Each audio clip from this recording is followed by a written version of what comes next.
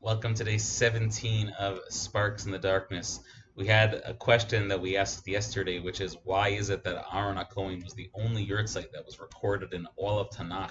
Many others that we are aware of, but he is the only one that's explicitly stated in the text. And I want to share an alternative answer that I offered this past Shabbos in my drasha, and that is by Rabbi Shlomo Levenstein, who explains that the truth is we have to understand that there is another yurtzeit that, although it's not listed in Tanakh, has equal significance for us in our tradition, and that is the yurtzeit of Moshe Rabbeinu.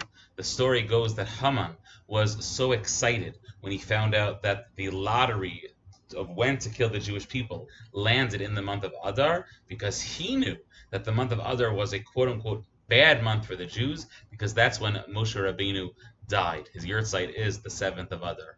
What our tradition teaches us and what Haman did not know or understand or realize was that it's true, Moshe died during the month of Adar, but he was also born during the month of Adar, because tzaddikim typically are born and die on the same day. And thus, says Rabbi Levenstein, the message here is so beautiful that in the month of Adar, we experience this v'nahafachu. Everything turns on its head. That's the sort of moment that we have with Adar. Starts off as a good month because that's when Moshe is born. It seems to fluctuate and become a bad month because that's when Moshe dies. But it never really was a bad month. And so even though the decree was made to kill all the Jews in Adar, when the Jews were also saved?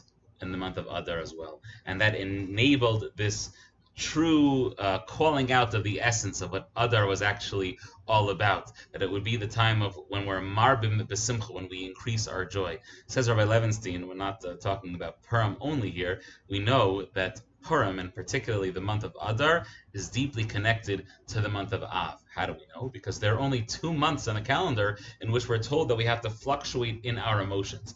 One time is the month of Adar, Mishanechnas Adar, Marbim B'Simcha. When the month of Adar comes, we increase in our joy. And then Mishanechnas Av, when the month of Av comes, Mima'atin B'Simcha, we lessen our joy.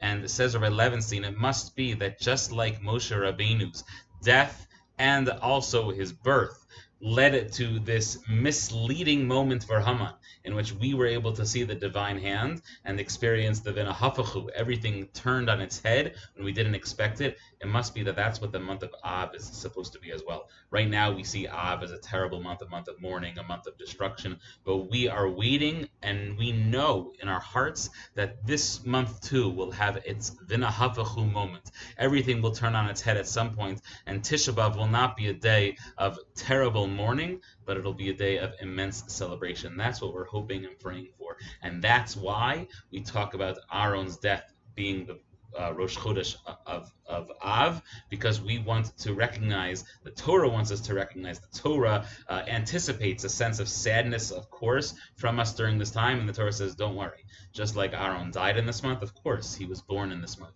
And we can expect at some point that everything will be turned on its head, and we can experience the complete redemption, God willing, speedily in our days.